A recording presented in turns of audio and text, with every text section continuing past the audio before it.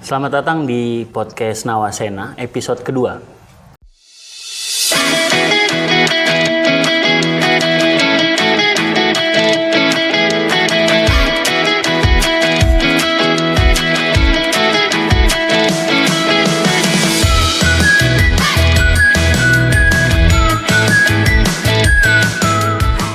Kali ini kita kedatangan alumni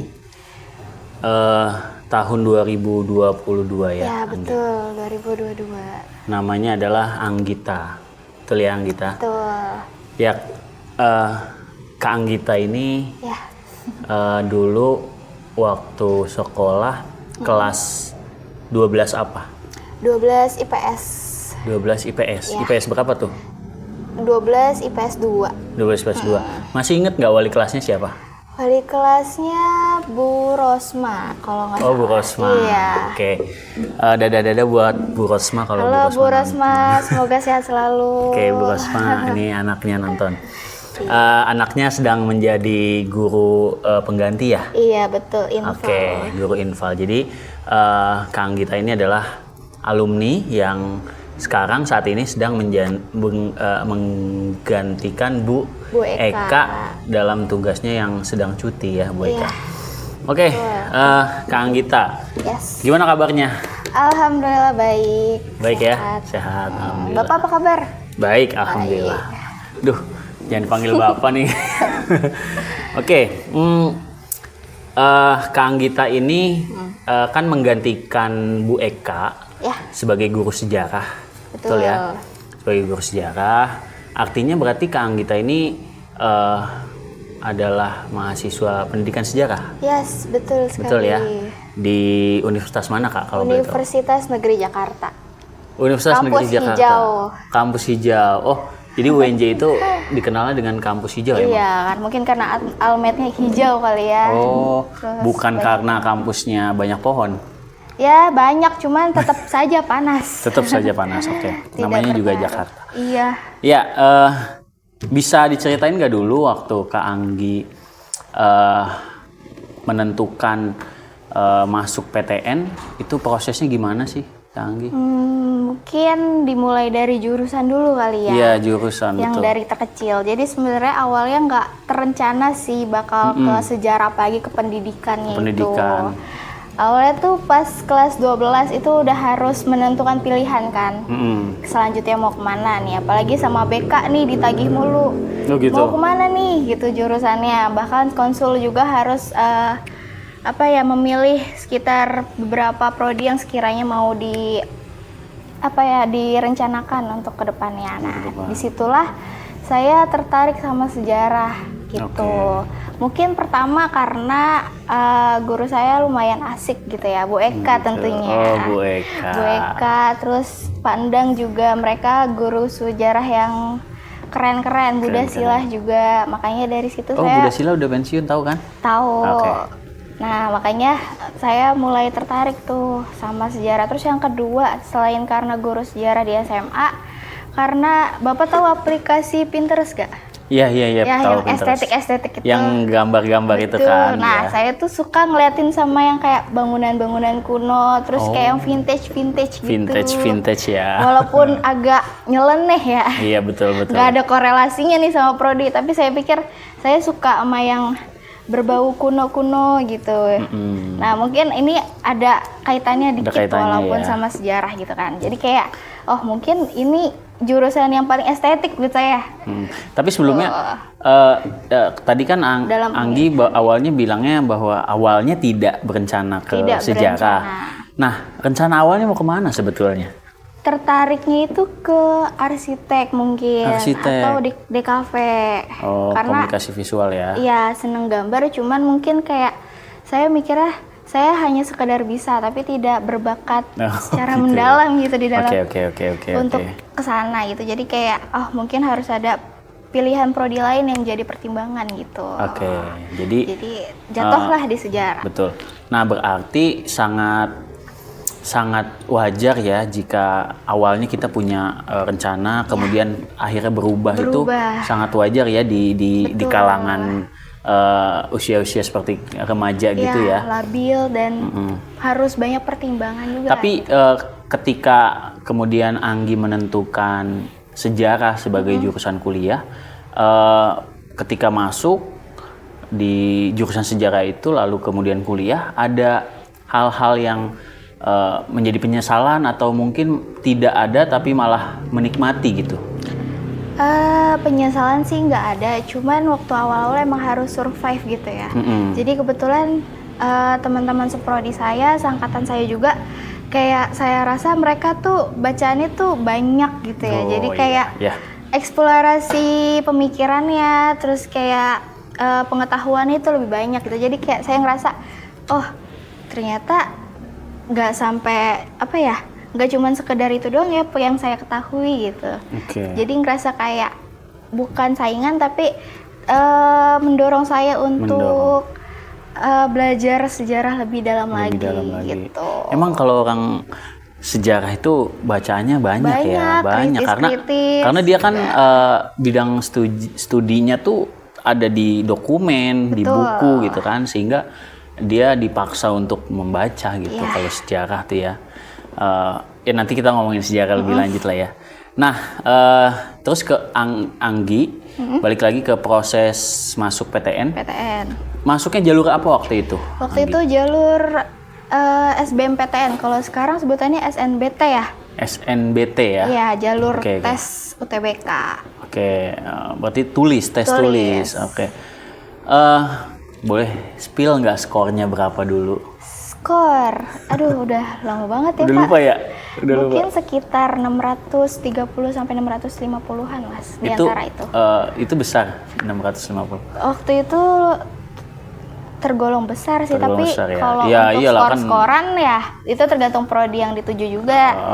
Kan biasanya kalau prodi yang banyak diminati, skor segitu belum tentu diterima juga gitu. Kayak kalau sejarah mungkin pasti banyak yang minat deh, apalagi kan pendidikan ya. Lumayan sekarang. Nah, Anggi ini berarti sejarahnya ini pendidikan sejarah ya, bukan sejarah murni. Bukan. Berarti ada mata kuliah pendidikan, landasan pendidikan, psikologi pendidikan gitu ya? Iya, ada. Ada banget. Perkembangan peserta didik, ya banyak deh. Pokoknya berhubungan sama kependidikan, pedagogik. Jadi masuk jalur SNBT. Kalau sekarang SNBT, dulu SBMPTN. Nah, ketika Anggi sebelum tes SBMPTN itu, Anggi les atau gimana? Sebenarnya waktu itu aku berencana les, cuman karena udah kesana kesini survei terus kayak belum menemukan yang cocok, terus akhirnya ya udah belajar sendiri aja deh. Belajar sendiri? Ya berusaha, ya udah kayak memanfaatkan diri sendiri gitu. Berusaha sendiri, terus dari situ kebetulan awalnya kakak kelas nawarin, "Dek, ini ada buku aku yang kemarin bekas belajar SBM juga, mau nggak? Kalau mau nanti aku kirimin." Terus kayak udah aku pelajari. Boleh sebut nggak kakak kelasnya? Waktu itu Kak Fiori. Kak Fiori kalau nonton. Anak UIN sekarang, ilmu politik. Ilmu politik UIN ya, Nah, jadi belajar sendiri ya? Belajar sendiri, terus beli beberapa buku buat SBMPTN juga, kayak Wangsit, dan lain-lain. Belajar soal dari situ, terutama kayak banyakin latihan soal sejarahnya, karena biasanya dulu tuh skor UTBK tertinggi yang prodi kita tuju kan aku memilihnya sejarah ya. Nah, jadi sebisa mungkin untuk skor TPA atau TKA gitu kalau nggak salah. Nah, itu harus bisa dikatakan lumayan tinggi lah gitu, dimaksimalkan. Tuh bobot penilaiannya gitu. Jadi aku maksimalin di sejarah sama beberapa tes soal latihan soal lainnya di situ aku belajar sendiri, terus aku ngerangkum juga. Gitu. Soalnya aku tipe orang yang kalau cuman sekedar baca itu nempel di otak 5 menit, terus 5 menit setelahnya hilang. Betul. Jadi kayak harus sambil nulis, aku warna-warnain terus baru inget gitu. Itu sih.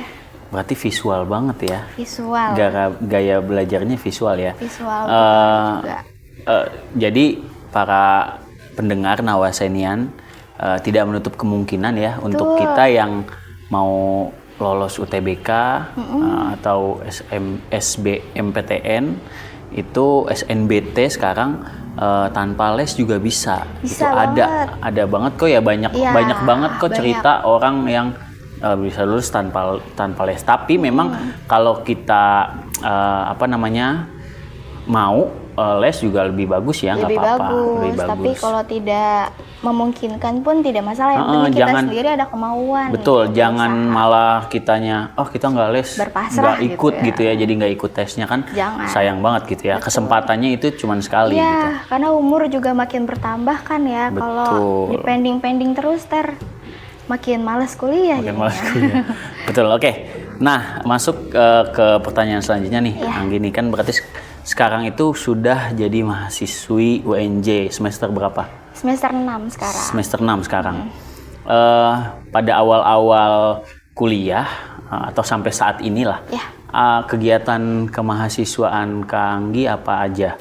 Misalnya aktif di organisasi atau lumayan banyak sih. Dulu waktu aku semester 2, semester 3, semester 4, semester 5 itu lumayan cukup aktif gitu. Aku ikut organisasi kemahasiswaan legislatif.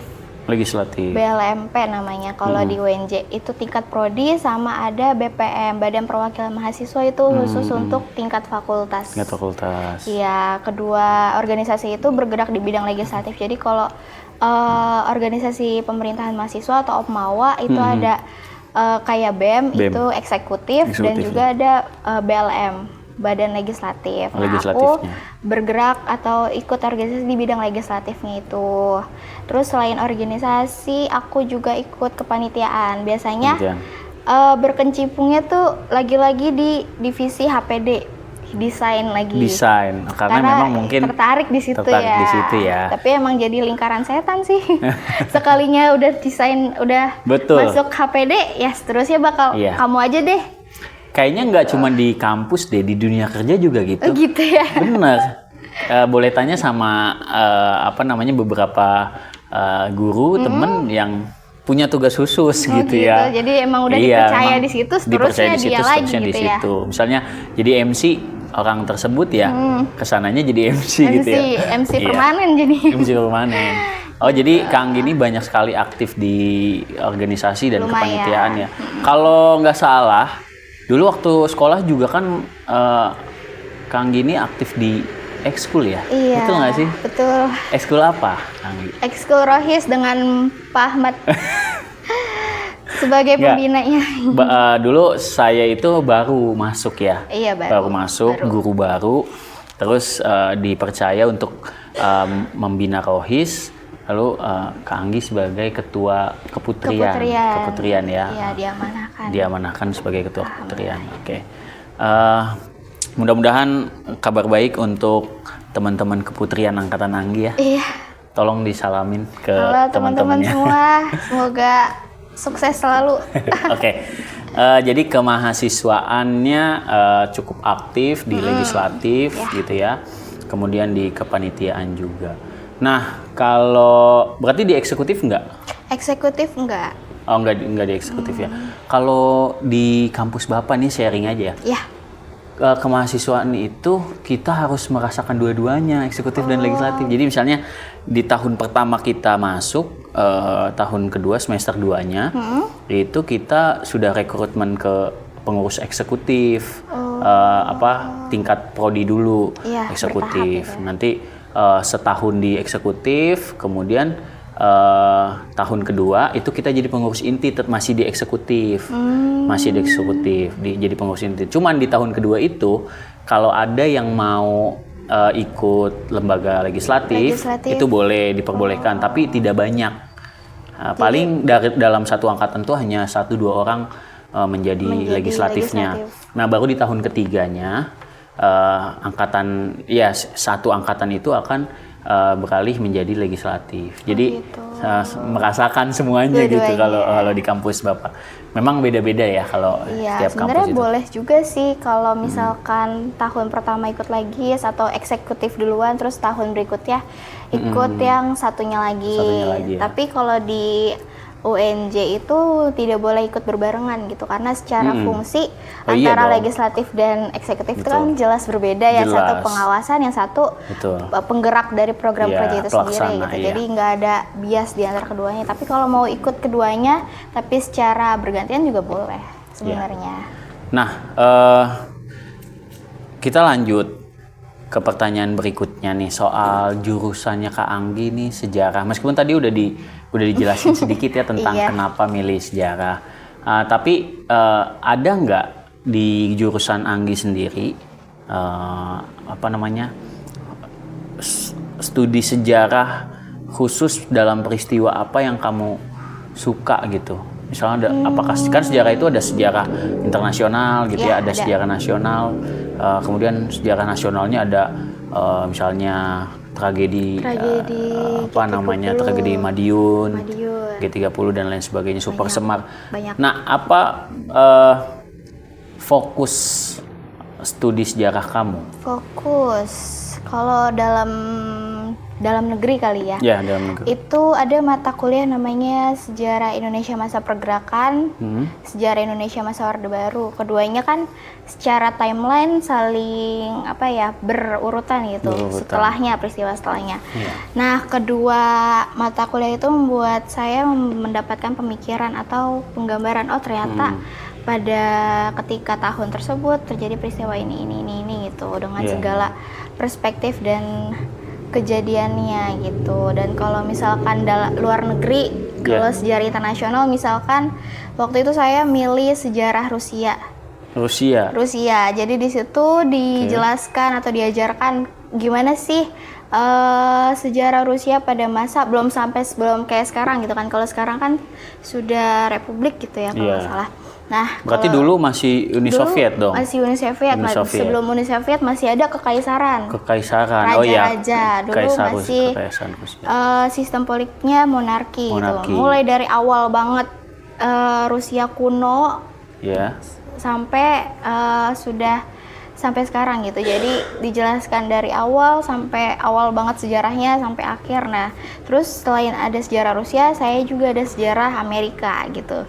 Dan kalau kita ketahui gitu ya, kalau kedua negara tersebut negara besar gitu, negara adidaya yang memicu berbagai banyak pergolakan, konflik kayak perang dingin, bahkan sampai hampir semua negara merasakan akibatnya gitu. Jadi kayak dengan mempelajari sejarah Rusia dan sejarah Amerika, saya jadi kayak punya dua sudut pandang gitu. Jadi kayak di Rusia, oh ternyata kayak gini ya, terus kalau di sejarah Amerika seperti ini ya gitu.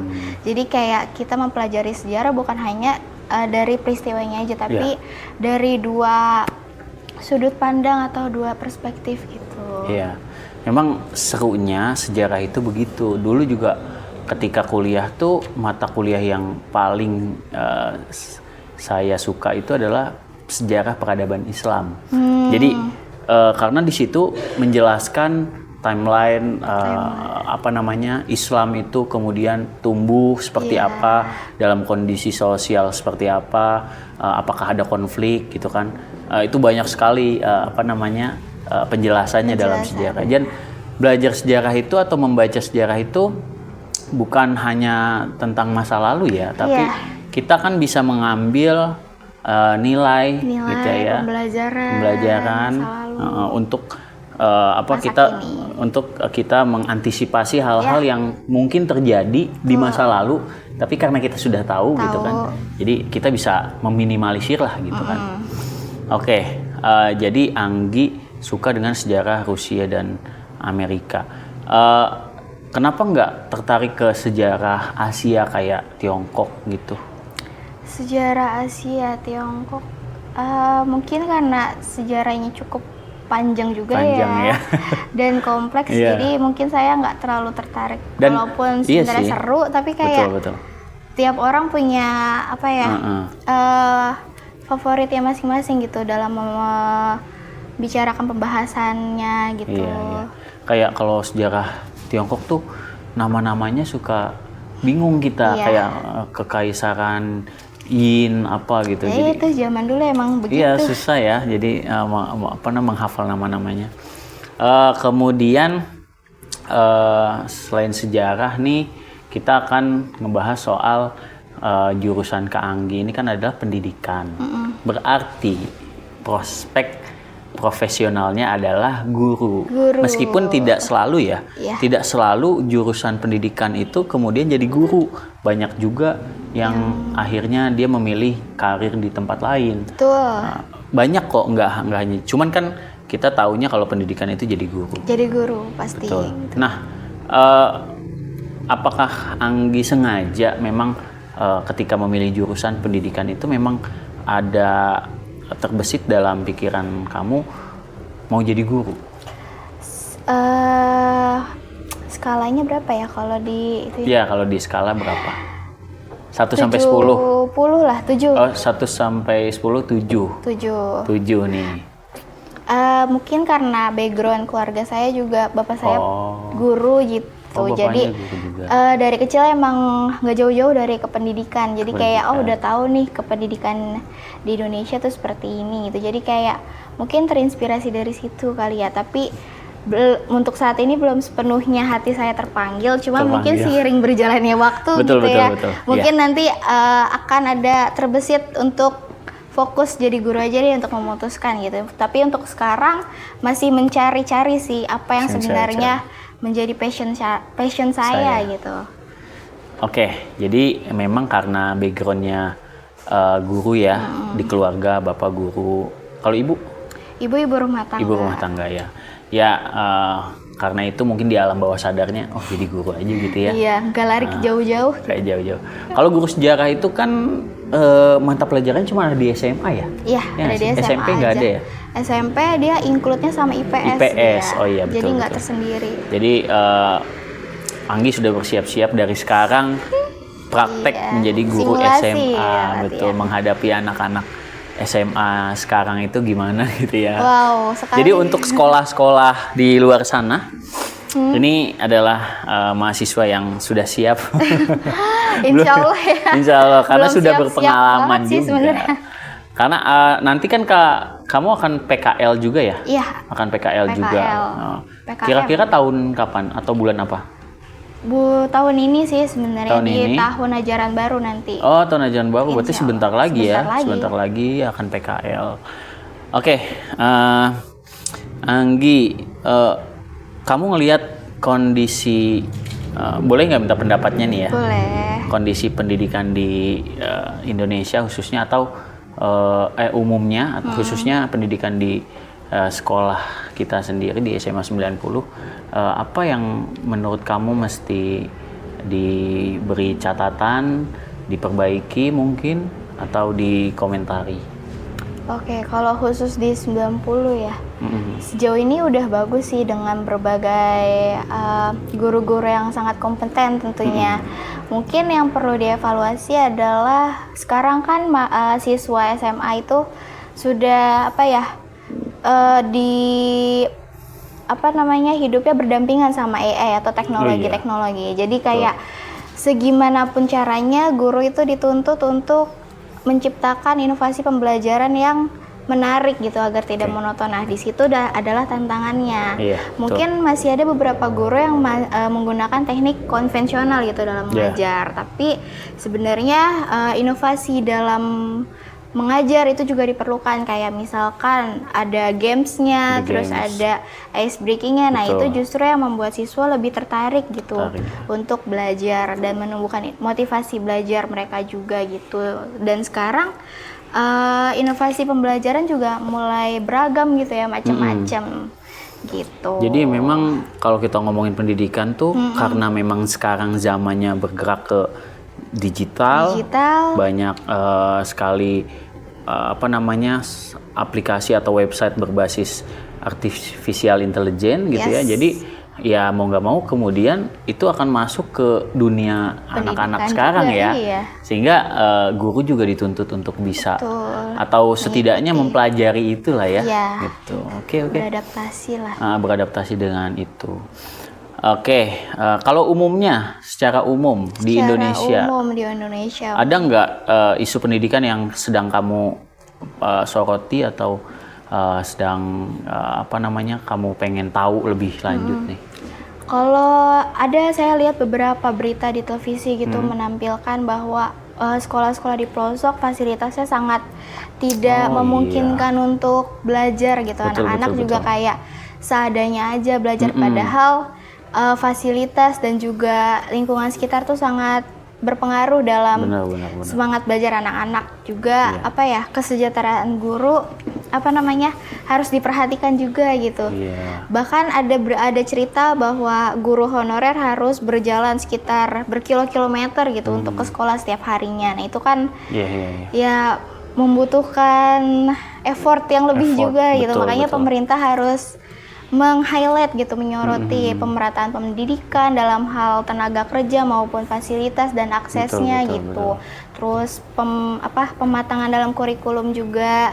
Kurikulum saat ini memang sudah bagus, cuman mungkin ada sekiranya yang tidak perlu berubah-ubah terus, tapi cukup diperbaiki apa yang harus diperbaiki gitu kan. Kalau ngomongin soal apa yang tadi disebut tuh, Bapak jadi ingat. Beberapa minggu lalu pernah ikut diskusi dengan dosen UNJ. Wah, siapa tuh Pak? Tapi bukan dosen sejarah, kalau nggak salah dosen sosiologi. Namanya Pak Rahmat. Pak Rahmat apa ya, Bapak lupa tuh. Nah, itu ngebahas mengenai pemerataan pendidikan. Salah satunya ditemukan fakta ada salah satu SD di Bekasi. Di Bekasi loh, Bekasi kan nggak jauh ya dari. Masih pinggir Jakarta. Iya, masih berapa puluh kilometer dari Jakarta. Itu toiletnya nggak ada rusak gitu, nggak keurus, nggak bisa dipakai lah intinya tuh, sampai nggak bisa dipakai, sehingga anak-anak SD di sekolah itu kalau mau kencing atau buang air itu dia harus pulang atau ditahan. Bayangkan, karena nggak nyaman ya. Karena nggak nyaman. Dan ketika banyak anak-anak mengeluh sakit gitu ya, ternyata ada penyumbatan gitu. Jadi ditemukan penyakit dari situ. Wah, jadi kan miris sekali ya. Sekolah yang ada tidak jauh dari pusat ibu kota, bukan ibu kota lagi ya, dari pusat pemerintahan. Pusat pemerintah administratif gitu. Administratif, tapi fasilitasnya begitu. Itu yang kurang. Dekat, apalagi yang jauh, kita ngomongin jauh gitu yang di Papua gitu ya, yang di Nusa Tenggara. Kontras sekali perbandingan. Juga pernah ada di Sumatera tuh, kalau nggak salah di Pulau Sumatera itu guru. Jadi Bapak pernah baca satu laporan guru di Sumatera itu. Ada satu pulau kan, jadi Sumatera itu kan Pulau Sumatera, terus ada pulau lagi pulau kecil. Nah di pulau kecil itu ada sekolah, di situ memang internet susah, sehingga guru yang akan mengurus kenaikan pangkat dan lain sebagainya tuh harus pergi ke losmen atau hotel untuk minta wifi-nya aja gitu di situ, dan dia harus bayar ke hotel itu kan, karena kan internet nggak gratis. Dan untuk mengurus dokumen dokumen kenaikan pangkatnya tuh dia harus nyebrang ke Sumatera, ke kota apa, dan itu memakan waktu 4 hari, sehingga dia kan harus meninggalkan kelas 4 hari ya. Jadi kelas itu nggak ada gurunya 4 hari. Kalau di Jakarta, guru di Jakarta tuh ngurus apa-apa paling ninggalin kelas paling lama 1 hari gitu. Jadi udah 1 hari, besoknya pasti masuk lagi. Kalau ini 4 hari guys. Lama di jalan itu. Betul. Dan kita harus banyak bersyukur ya. Siswa-siswi di Jakarta atau di kota-kota itu fasilitasnya mungkin sudah memadai, gitu, sudah bagus. Kita nggak tahu gimana ya yang di luar sana gitu ya. Oke, Hanggi, seru juga ngobrolin pendidikan. Banyak nggak habis-habis. Banyak nggak akan habis-habis, dan ini bakal lama banget. Selanjutnya nih, ada nggak tokoh yang bikin Anggi sampai hari ini menjadi seorang Anggita? Anggita ya namanya? Anggita. Tokoh inspiratif, siapapun itu. Kalau secara terdekat itu orang tua saya, terus ada dosen saya juga. Jadi ketika mereka mengajar gitu ya, saya menyimak, saya merasa kayak wah, beliau dalam pengetahuannya jelas sangat luas sekali gitu.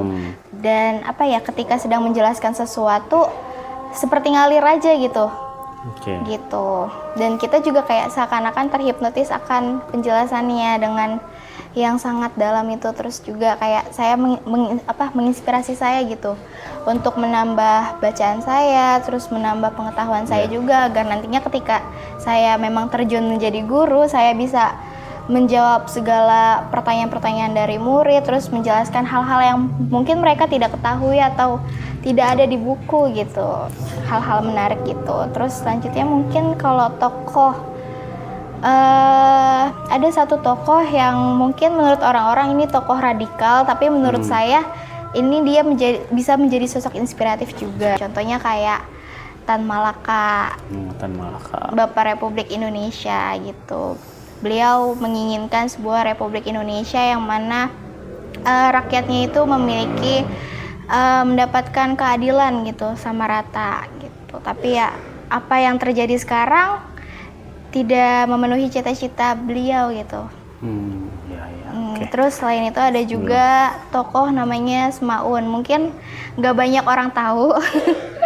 Semaun, Bapak tahu? Bapak tahu. Iya, Semaun itu adalah tokoh yang punya pemikiran atau ideologis komunis kan ya. Jadi tokoh awal dalam berdirinya PKI gitu. Pertanyaan selanjutnya adalah buku apa yang sekarang sedang dibaca atau sampai saat ini menjadi buku favorit Anggi? Kalau untuk saat ini belum ada, cuman sebelumnya saya ada buku yang setelah saya baca saya ngerasa ngerasa hampa atau ngerasa ada hal yang bikin saya bergejolak apa gimana gitu. Apa tuh? Contohnya kayak buku Cantik Itu Luka, itu fiksi Eka sejarah. Kurniawan. Betul. Ada juga Laut Bercerita. Leila itu terkenal banget. Iya, betul. Itu banyak yang baca sih. Nah, dari buku itu kayak kita bisa memahami sejarah tapi dikemas dalam fiksi yang membuat sebanyak orang yang bisa memahaminya gitu. Lapisan masyarakat bisa membaca itu tanpa harus dari profesi atau bidang sejarah gitu kan. Terus kalau dari buku sejarah mungkin dulu ketika saya kuliah, saya diberikan referensi buku judulnya itu Zaman Bergerak. Zaman Bergerak. Yang nulis Takeshi Shiraishi. Orang Dia Jepang itu, kayaknya ya. Iya, bukunya itu tentang menceritakan masa zaman pergerakan nasional. Tuh. Udah cukup, apa ada lagi buku? Udah sih itu aja. Anggi, kita sudah memasuki akhir dari podcast ini. Makasih banyak ya udah datang ke kesempatan podcast Nawasena episode 2 kali ini. Episode 2. Sekali lagi makasih banyak Anggi. Sampai jumpa para Nawasenian pendengar podcast Nawasena di episode selanjutnya.